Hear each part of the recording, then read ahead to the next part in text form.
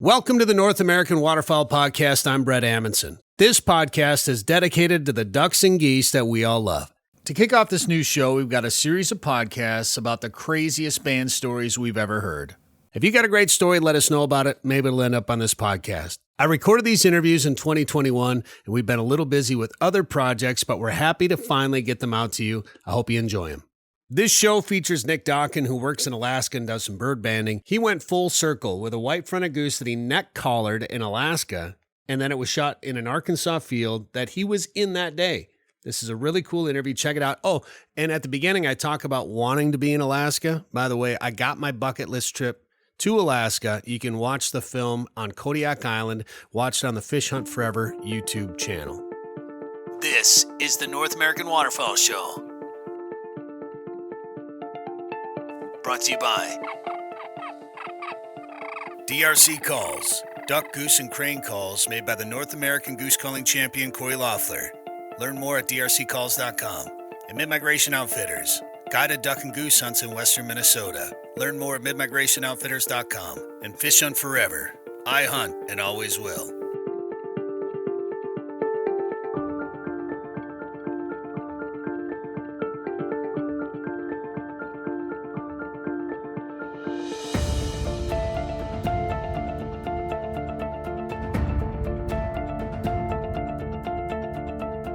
I just never know where we're going to end up next here on this show. And now we're going up to Alaska virtually. Unfortunately, I'd rather be up there in person doing this. Alaska is number one on my list of places that I haven't been to that I want to go to yet. And I want to do it. A lot of people do it for fishing. I want to go up there for the waterfowl hunting. And our next guest knows a thing or two about waterfowl in Alaska. It's Nick Docken. Nick, how you doing? Doing great. Thanks for being on the show. You're from Minnesota originally, right? No, I'm from Wisconsin. Wisconsin. Oh, I mean, yep, that's pretty close, but you can't get those two mixed up. Wisconsin, what part of Wisconsin are you from? It's Dane County, just southwest of Madison. I grew up. Yep. All right. Well, what did you live in Minnesota or were you in Wisconsin the whole time? I got a sister that lives in Mankato, and so yeah, I did. Because I grew up in southern Wisconsin, but I did my undergrad, went to school in Stevens Point, where a lot of the natural resources professionals start their career. And then I jumped over across Minnesota and then went to grad school, South Dakota State University in Brookings. So a couple border communities of Minnesota, and got a lot. So I wasn't even close about Minnesota then, pretty much. Well, regardless, we're not going to talk about Minnesota. We're going to talk about Alaska primarily and what you do up there. Tell us what you do in Alaska. Yeah, just like you, avid waterfowler, lost teenage boy, like, oh, what do I go to school for? So I studied the natural resources and developed my passion for wildlife management and ecology in Stevens Point, and did some wood duck bach works, and that really got the scientific wheels turning. Had an opportunity to work with Delta Waterfowl in North Dakota, up in the Can-Do country with some of their predator management blocks, and further developed that research bug passion for working with waterfowl, not just chasing them with my shotgun. And then, like I said, I had the opportunity to go to grad school, South Dakota State University, and it was just a downhill slope from there as far as the migrations and the prairie potholes and learning the production there, and fell in love with South Dakota. And it's like, man, this is my calling with all the migrations and the production that goes on here. And I was kind of wrapping up grad school, and had the opportunity to do a summer, lead a research crew on the North Slope of Alaska. I was actually doing eider research, working with stellars and spectacled eiders. So I led a field crew on the furthest most tip of the coastal Alaska on the North Slope. And yeah, like I said, just another downhill slope, never looked back at the Midwest. And just sucked me in, did that project for a couple years. And I got my thesis wrapped up. So I had to come back and chase the migration in the fall and finished up my thesis. But yeah, way up in Barrow, Upiagvik now in the North Slope of Alaska. But so I kind of bounced around working with the Fish and Wildlife Service, leading different research crews, the Yukon Flats National Wildlife Refuge. I did a big lesser scaup study there. That was a lot of fun, but it was really cool coming from the prairie, cutting my teeth in the prairies, and then going up to the tundra. I mean, there's so many different species of avian life and waterfowl that are attracted up to the tundra, and just something that I've, read in textbooks and stuff, but getting to see that frozen tundra just turn to life in the production and craziness that goes on up there in the midnight sun was just it was a cool resource experience. Also, it was a really neat cultural experience interacting with some of the native communities there. And but then, like I said, I did a big lesser scope study in the Yukon Flats National Wildlife Refuge, and so pure boreal forest country. So another key breeding ground habitat that attracts and produces a ton of our migratory waterfowl.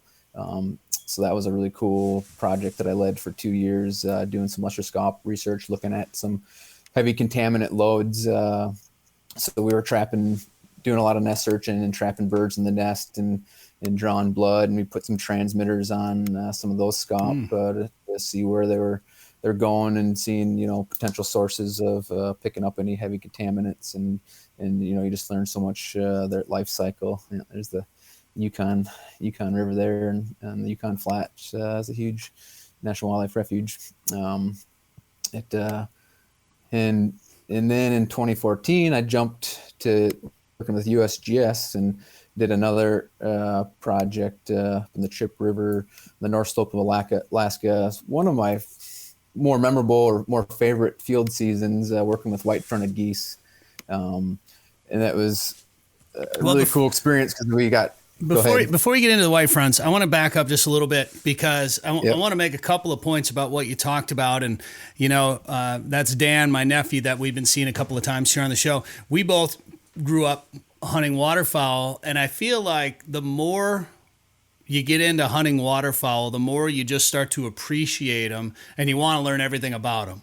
Right. The different colors, the different vocalizations, the different habitats they use, the habits they have, where they feed, when they feed. And I think the most fascinating part about waterfowl is the migration research that you can learn, and just how far some of these birds fly and where they go, where they nest, where they winter, and where they stop in between those locations.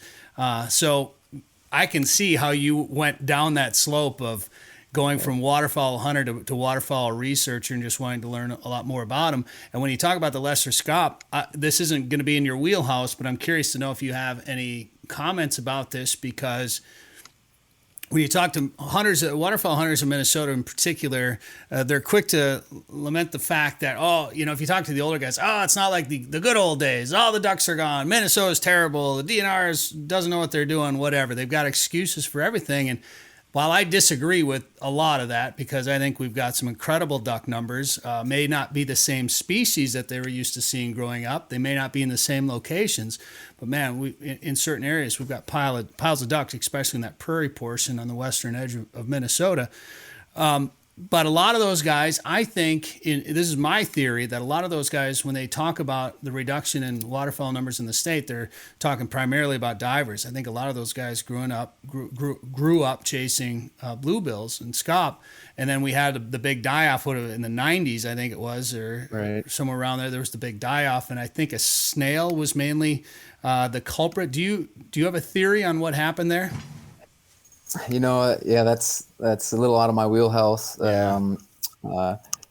I'd just be speculating, but and it was a really cool. I did learn a lot about their habits and nesting habitat, and definitely a huge fan of the scaup. But yeah, maybe you can just kind of talk about. There's a lot of theories out there, and I wouldn't feel comfortable, pinpointing any specific ones, but well, I'm terrible at putting the right person on the screen here. Tell me about their eating habits because they like to eat snails, right? So when people talk about them eating this specific snail, you could see how that could cause a die-off in a population. Yeah, and obviously, like I said, the waterfowl have specific food resources they key in on, and and they vary different stages of the migration and life cycle, and I'd have to go back and do my my research Nah, on the all right. SCOP diet. No worries. We can move on to something else. Another interesting about SCOP in North Dakota and Delta Waterfowl, I had John Devney on the show a while back, and he said SCOP are doing great in North Dakota. Like the one place where numbers are really doing well is in North Dakota. So maybe the migration did shift a little west. It's hard to say exactly what happened, but let's get back onto white fronts because I think they're really cool geese. There's so many of them this year that came through Minnesota. We saw so many specks, and when we hunt snow geese in the spring, we're always covered up in specks, and they always decoy, and they're always, oh, what's that flock coming at us? Well, how high are they? They're pretty low. They're definitely specks. Like, you can almost tell that they're white fronts just by how they're acting because they're not getting shot at like the snow geese are. But I feel like maybe you can answer this, maybe you can't, but I feel like that population is expanding. I don't know how much research there is on the population size of those birds. I'd be curious to learn a little bit more, but I feel like it's growing. We're definitely seeing more of them in Minnesota. And for a number of years, we tried to figure out what was going on with them. Why would we see them here in the spring, but we never see them here in the fall? And a lot of that has to do with how fast they migrate south. Like they will go from way north to way south in just a couple of days. They'll fly all night, whatever. Why do you think they migrate so fast? What makes them different like that? Do you have any idea? Boy, yeah, it'd be just speculating, but a lot of it's like weather patterns and just availability of resources and historic events. They know the getting's good, and wherever their destination is, and if the wind currents and just the stars align to pass through an area, like I said, there's agricultural historic changes and shifts, which is kind of steered migration patterns a little bit. And like I said, again, there's probably a lot of theories out there, and I'm sure there's other people that could answer. I'm probably throwing a lot of research questions at you that really aren't in your wheelhouse, but I think some of that stuff is real cool. But I want to talk about specks in particular because you do some work with banding up in Alaska, right? What do you do up there? Yeah, so it but I can take one quick step back. So I've been bouncing around some of these, 10 years ago when I first came up to Alaska, 12 years ago, was bouncing around leading some of these different research crews and,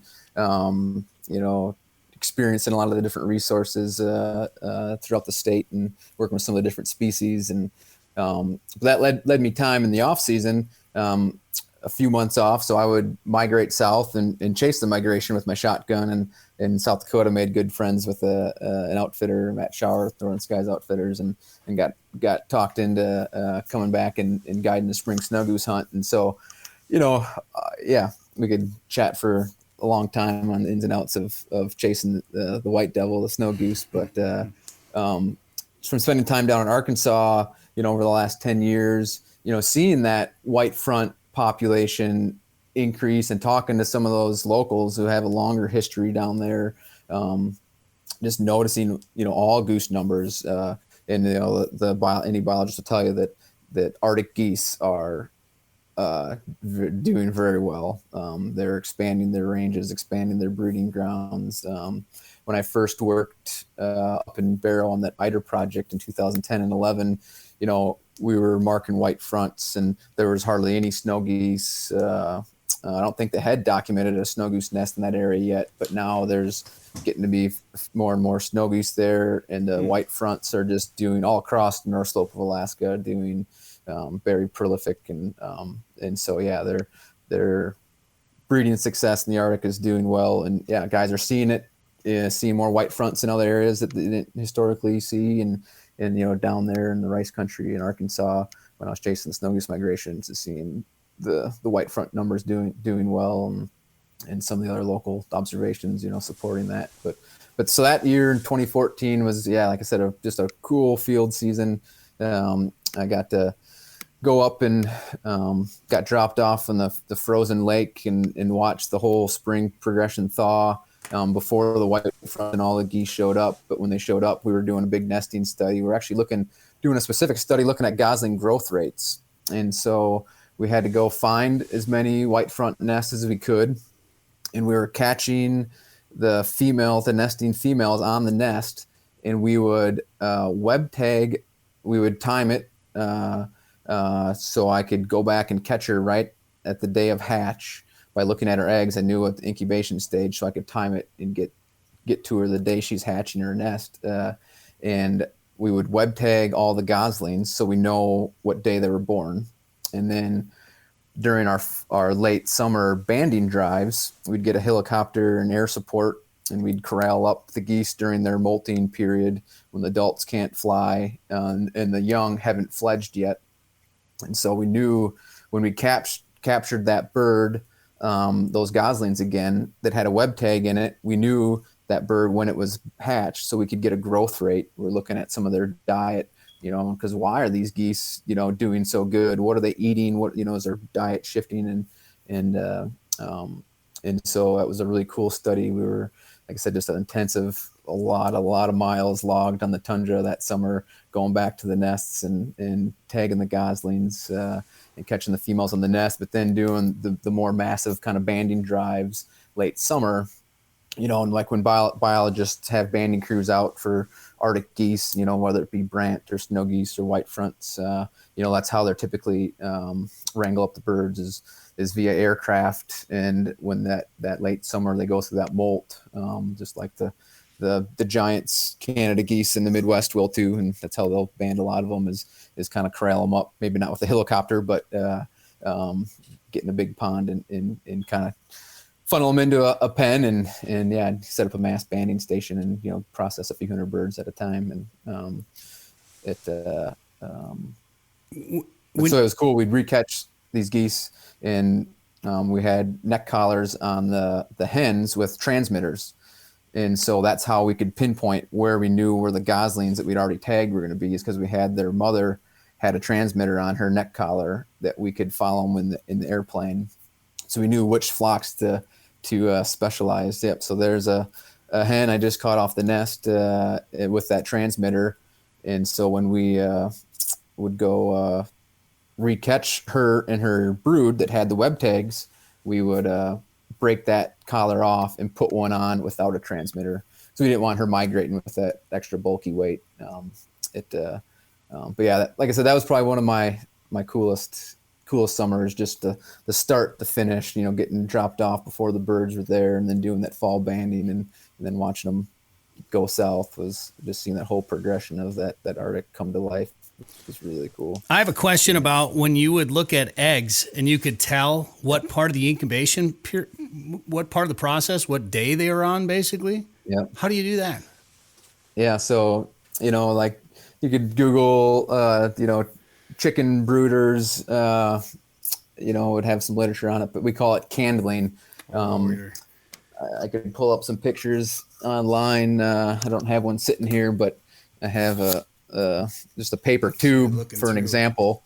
And so I actually use radiator hose, about twice as long, a piece of radiator hose. And if you had an egg, you could hold that up to the sunlight, and I just rotate it 360 degrees, and they're transparent enough that I can see what's going on, the development stages, and there's charts that I can look at. And after for my master's work in South Dakota, I looked at I don't know how many hundreds of duck nests, times 8 eggs each, and I'd go back every week, and so I could see them progressing, and so it tested my candling skills.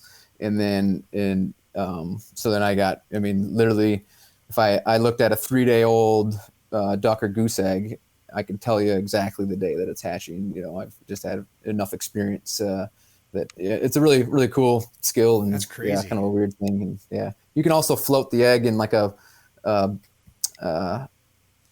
dish of water, and it, based on the gas exchange and development, it'll sink, and then it slowly starts floating. And then as that development takes place, it'll start floating. And so that's another method, because the goose eggs have a thicker shell. They're not as transparent as the duck eggs are.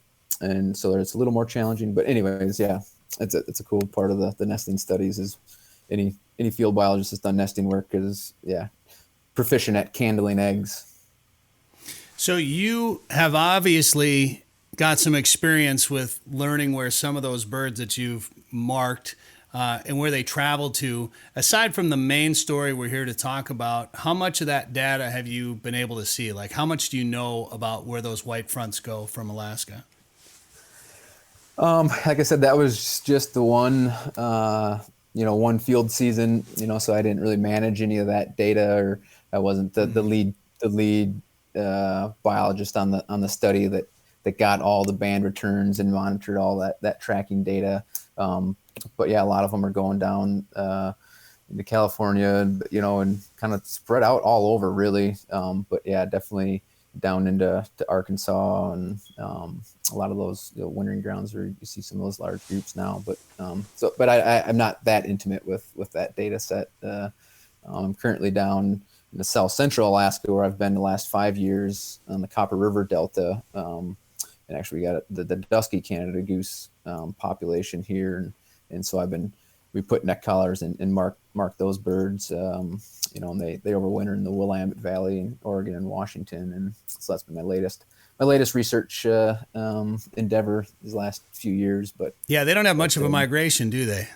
No, it's just pop down to the Willamette Valley and roll up the coast and come to south central Alaska, where a lot of the other geese, are traveling 2-3 times the length is that. But what they have a little bit of a different color to them. What do you think causes that? That's good question. I'm sure it's the subtleties and the what they're eating, shades of a yellow lab and a British lab, sure. And I'm sure it's genetic. Sure. Do you know anything about the emperor geese at all? Not a lot. I haven't worked on the far western coast in the YK Delta. But yeah, it's a really cool story of just like I said, all Arctic geese, the populations are doing good, and as I'm sure you're aware, and most waterfowl hunters are kind of drooling over the opportunity to now they've got a limited harvest on that emperor goose population, and you got to draw a tag. But because that's the first time that's been open in like 30 years or something, isn't it? Something in there. Yep. That's wild. Well, let's get back to white fronts. Let's tell the story. Yep. So this is what, 2013? 2014, I was up in the Arctic that whole full summer. And like I said, my off season, I was chasing the migration down south. And that year I had a opportunity. We had a big duck pit we rented close to our snow goose camp. And so I ran some duck hunts that December and January. And it was, I think, the week before the spring conservation order started. So we're still waterfowl hunting, shooting, ducks and white fronts and opportunistic snows. And I had a crew of clients. The rice field was good that morning. We had shot our limit and were out of there by 9:00. And one of the other guides from North Carolina had his cousin in town. They were just fun hunting for the week before the snow goose conservation order ramped up, and they hadn't. They had a slow morning, and I was like, "Oh, Davey, you need to come to our pit. Like, we're out of here. We got a limit, And so they came and jumped in there after we were done, and I was back cooking breakfast for our crew and enjoying a successful morning. And I get this text message come through my phone, and Davey was like, "Oh, look at this! We got some white fronts," and here's his cousin holding this white front with a red neck collar on it, and I was like, "Oh, congrats, cool!" Obviously that's the the unicorn, the trophy bird, that the big bonus that every waterfowl hunter to have that prize of that, learning that story of that marked bird, but then I relooked at the picture and I was like, XPM, like, why does that number on that collar just stick out? And I was like, no. So I got onto my laptop, and within 2 minutes, I had a picture of me holding that bird on the nest after I caught it for that study that summer. I remember that number. Obviously, there was dozens of birds that we collared, and I forget the total number that we put collars on the nesting birds, but I don't know if it was 100, but it was quite a few. But that one really stuck out because it was close to our camp. Every day, just so I didn't continue to disturb her on her nest, I had to hike like a half mile extra out of the way just to avoid her, to keep her on her nest. And so I would scan her with the binoculars on a daily basis, and I'd have to hike around her XPM. And so, yeah, I don't know if you have the picture. Is that the one we saw earlier? No, it was a different one. Just a different one without the transmitter on it. But yeah, there it's kind of hard to read. But at the top you can see the X. But yeah, XPM. It was a jury day up there wearing a raincoat. But yeah, so that bird had migrated. So that was early July, early mid-July when that was, and yeah, early January, 4,000 miles, some miles south. How many ever months later, reunited with that bird again. Yeah, there you go. There's me holding that bird after the buddy shot it back at the Goose Lodge. But yeah, that's crazy. So you knew that bird pretty well. Yeah, that was one I was intimate with. Like I said, it was close to camp, and I had to hike around her on almost a daily basis. She kept me in shape that summer for had to put on a few extra miles. But that's crazy. But yeah, pretty crazy. Yeah, and so like I said, I talked to a couple other locals, avid waterfowl hunters down there in that area, and they have reported the one guy, he would drive around and he would just recite neck collars, and he had definitely seen other birds from that specific. It was that I worked on that project. It was the fourth and final year of that specific research project. But he definitely identified birds in that area from that same study. So it was kind of a small world. So was it shot in the field you were in that morning that you bailed out of? Okay. If I would have just stayed there and hung out for another hour, I would have seen it. Yeah, go down. But. Man, that is definitely one of the craziest band stories I've heard. You've got a couple other band stories you were telling me about before we started recording. Oh yeah, I mean it. Like I said, how much time do you got to chat? But just like every waterfowler has just put those anywhere. His lanyard with I mean it's just full of stories that these are a couple of scop and so I kind of cheat though. This band was a canvasback that we trapped in the Minto Flats management area in central Alaska, and it's it's probably hard to see, but it's so wore you can't read the numbers, so we just pulled it off and replaced it, and I maybe snuck that one in my pocket afterwards. But there was a cool story. My first summer, it really got me into banding research. There was a lesser scop working with Delta Waterfowl. There was a dead lesser scop. I went to do a nest check, and it was laying there, breast up, feathers everywhere, and the breasts were eaten out, but nothing else, and the eggs weren't eaten.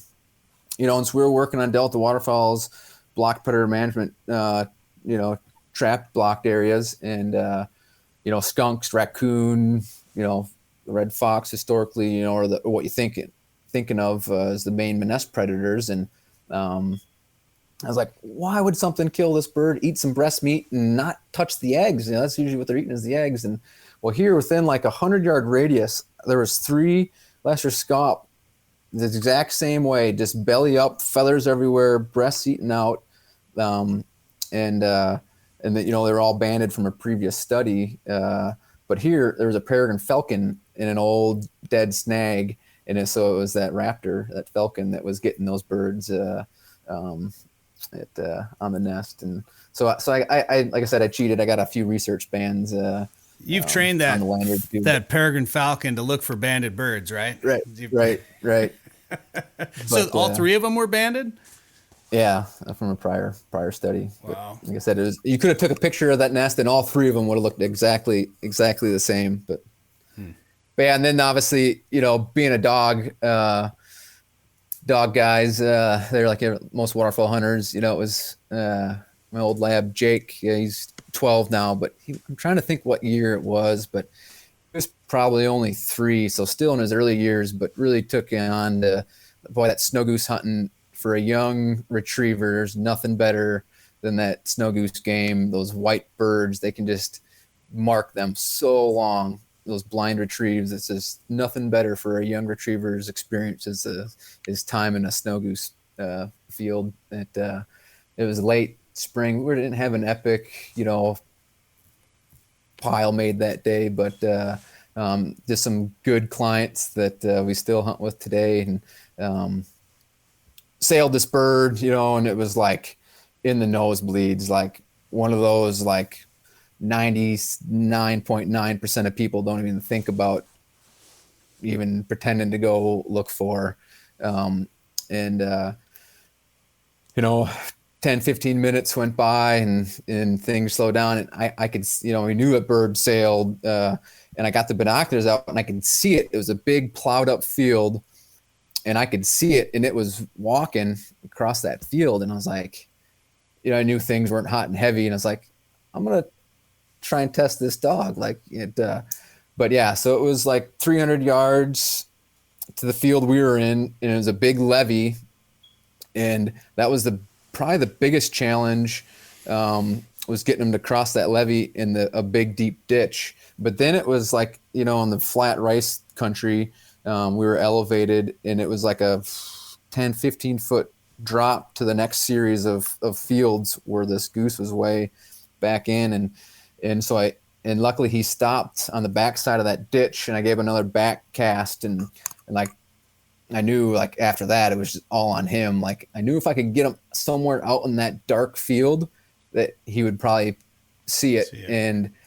And yeah, I see him, he's out in the field, and he's looking, and he stopped and looked back, and he was just, kind of lost. And then he kind of like just started going a little bit further, and then all of a sudden you see the wheels just lock in and takes off, another quarter mile across this field, and the birds could almost fly still. And so he still alive even was on its tail for 200 yards, but caught it, brought it all the way. I mean, it was literally I should have measured it, but it was a full mile, for sure.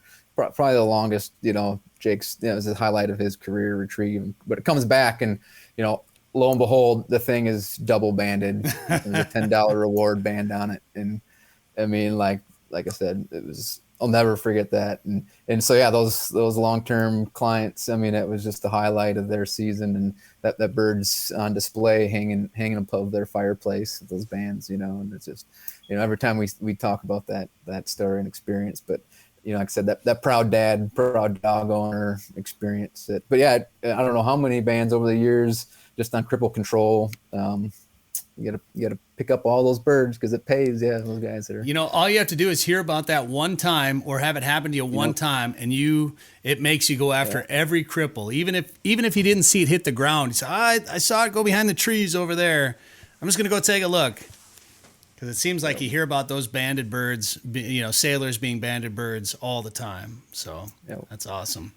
Well, that's very cool, man. Some great band stories. Are you going to be doing some banding this upcoming summer? Are you guys doing it, or is COVID kind of knocking it out, or what's going on? Yep, COVID really hit. Postponed our dusky banding last summer. So and things are getting better, especially in Alaska. Our rural communities have really kind of prioritized vaccinations and stuff, and so we're kind of coming out of it. Knock on wood. So we're hoping to see more normal like field seasons. We definitely were at low capacity with our field crews last year, but some field work happened, but probably know a lot of the waterfowl surveys didn't get conducted. And I was going to go help out big Stellarzider banding drives in Cold Bay, Alaska on the Aleutians. But that got canceled again last year. And so I'm hoping those projects, the stage is set that they're going to take place this year. So good. Hopefully they will. Yeah. Very good. Well, I'm sure you'll have some interesting data that you'll learn there, and you'll probably have to come back and tell us about it after you learn about it. Nick, I appreciate the time. Good luck up there. Have fun walking a half mile back to your vehicle, and thanks for the time on the show. Yeah, perfect. Nice chatting. Appreciate it, guys. All right, if you like this podcast, make sure you leave us a review, like it, share it, subscribe to it, send it to your friends. We appreciate it. And find out more about us at NorthAmericanWaterfowl.com. This has been a Fish Hunt Forever production.